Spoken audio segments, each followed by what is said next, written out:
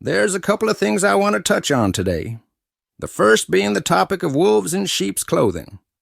I'm sure you are all acquainted with the story of the Trojan horse and how it was presented as a gift while men were hiding inside waiting to attack the recipients. Along that same vein, there are those who claim to be your ally, but they sit on the fence playing both sides, or they are actually hiding inside the Trojan horse and are allies with the opposing side. So, here we have the We're No Friends of Chris and Holly group, which is supposed to be a group wanting to help the child. That hardly seems the case. But rather than focusing on the goal, they begin spreading lies about the one person who seems to be making progress. Whether it's jealousy or just plain stupidity, they are actually attacking a person who is trying to accomplish the same goal. What makes things even worse is that the group leader's son appears to be working with the opposition. Take a look at this post. "This dishonest and abominable person," Mildred says, "this should be interesting. Come on, Larry Lawrence, share it with the rest of us. We want him exposed to help us do it. But I'm sure you don't know what I know about him either. I would say that what she knows amounts to a big goose egg. And she wouldn't have to work so hard trying to expose Kevin if she was an honest person instead of a lying con artist." And then loser Larry answers, Kevin, tisk, tisk. I know something you don't know I know.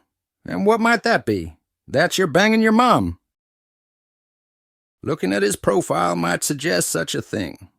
Or he's just an extreme lover of bacon. Can't blame him for that. But there's a big difference between eating bacon and banging it.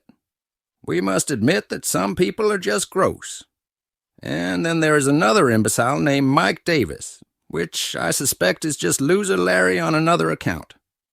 This boy is so dumb, he couldn't complete a dot-to-dot puzzle if it only had one dot. He couldn't count to 1 if you spotted him the first numeral. Well, this poor soul was upset that he got his comments deleted.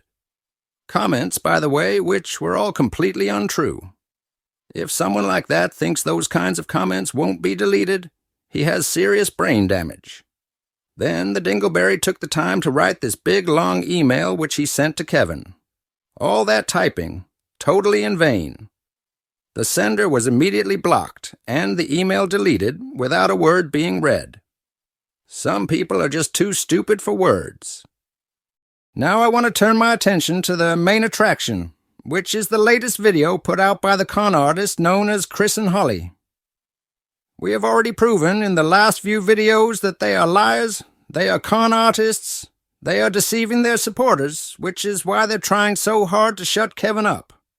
What they're too stupid to realize is, no matter what they find or make up about Kevin, it does not change the fact that they are lazy con artists scamming their supporters.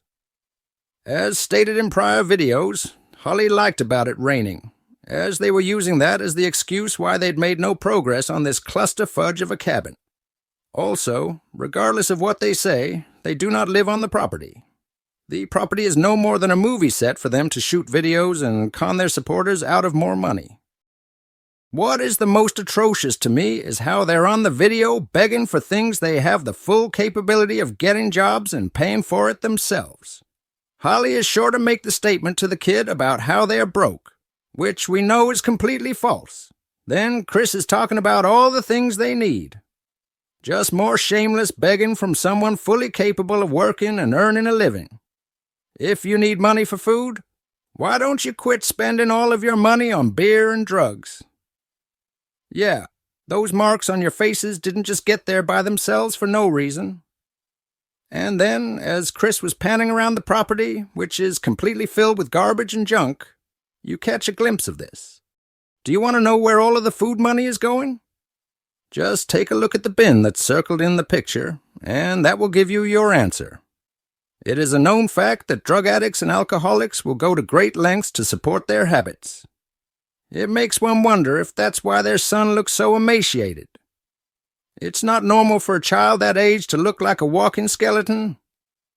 We've seen plenty of videos where Chris and Holly stuff their faces like pigs while their son sits there without his own plate. Then the boy's lucky if he gets a breadstick. Some have even suggested that they starve him on purpose so they can put him on camera. And emotional people who do not have discernment send them more money for alcohol and drugs. You folks need to understand something. This child will continue to have no chance in life if you continue to fund these people. You supporters are stupidly funding their habits. Do you really believe it's a worthy cause to keep buying beer for Chris, which empty bottles are not only in the bin, but lazily scattered throughout the property? Is that what you're sending money to them for? For them to live in a total garbage dump? To continue to allow their son to live in the filthiest of conditions? Come on, people. There's junk everywhere. There's glass everywhere, on which their son could step and slice his foot open. Think about what you're really funding when you send these con artists money. As has been stated on multiple occasions, the money you send to them does not benefit the child. You see the son getting gifts, but then he's told not to play with it. Why do you think that is? It should be obvious to anyone who has a lick of sense. They don't want him opening it because they plan on taking it back to the store and getting the money back, which of course will go for beer, cigarettes, and other things to support their habits. And you people who defend them are totally deluded. You are blind to reality. You are either just completely stupid, or you simply don't understand cause and effect. I guess that would still put you in the stupid category. My goal is to help you become unstupid. Folks, please listen to me. Our goal is to help the child. He's not being properly taken care of. He has issues that need to be looked at by a doctor.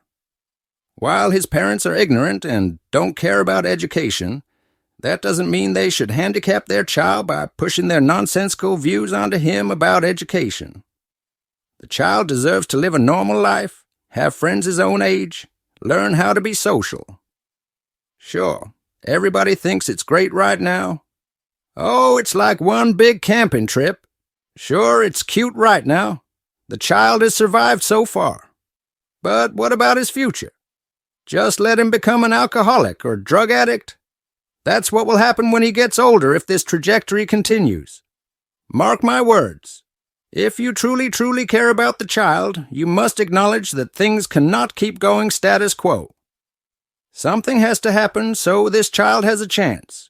But it will not happen, nor will it ever happen, if you continue to fund their habits, continue to let them starve their son, and just keep sticking your head in the sand believing everything is okay. I have news for you. It's not.